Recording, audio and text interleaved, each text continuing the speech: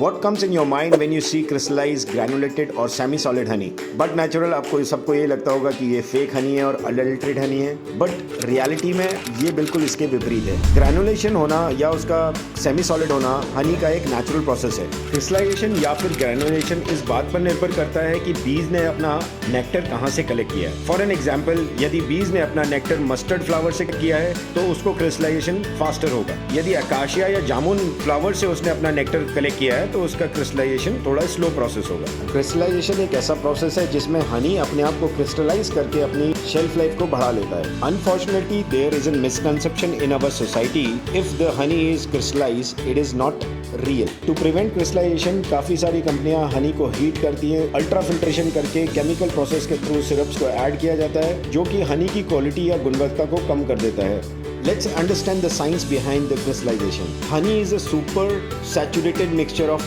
monosaccharides which is called dextrose and glucose. They are more than 70% of the total amount. मधुमक्खियाँ अपने छाते का temperature 35 degree तक maintain रखती हैं। इसी वजह से उन छातों के अंदर उनका ये शहद एक तरल पदार्थ के रूप में मौजूद रहता है। जैसे ही तरल शहद को मधुमक्खियों के छातों से निकाला जाता है, डेक्सट्रोस जो कि कम सॉल्युबल होता है मिश्रण से क्रिस्टल के रूप में अलग होना शुरू हो जाता है जो सफ़ेद या हल्के रंग का होता है।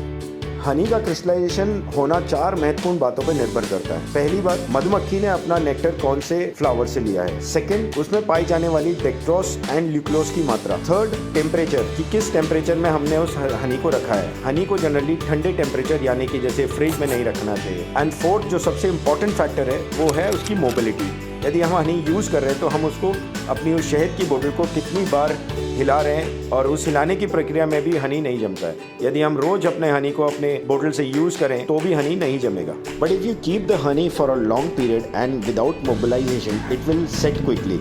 The speed of crystal formation determine the texture of honey. If the speed of crystal formation is high, then many cells crystal will be formed and the crystallized honey will have a smooth texture. If the speed of crystal formation is slow, then the crystals will be big and texture of honey will be grainy. But सबसे अच्छी बात यह है कि यदि ये crystallized honey हो भी गया है तो उसको आप आसानी से वापस डिक्रिस्टलाइज कर सकते हैं, और उसको आप या तो गर्म पानी में 45 डिग्री के टेम्परेचर में आप उस हनी को रख दीजिए बोतल को, तो वो आपका डिक्रिस्टलाइज हो जाएगा, या फिर आप उसको सन में रख दीजिए 35 डिग्री से अबव टेम्परेचर में, तो भी वो नेचुरल तरीके से डीक्रिस्टलाइज हो जाएगा, यानी अपने तरल पदार्थ वाली शेप में आ जाएगा।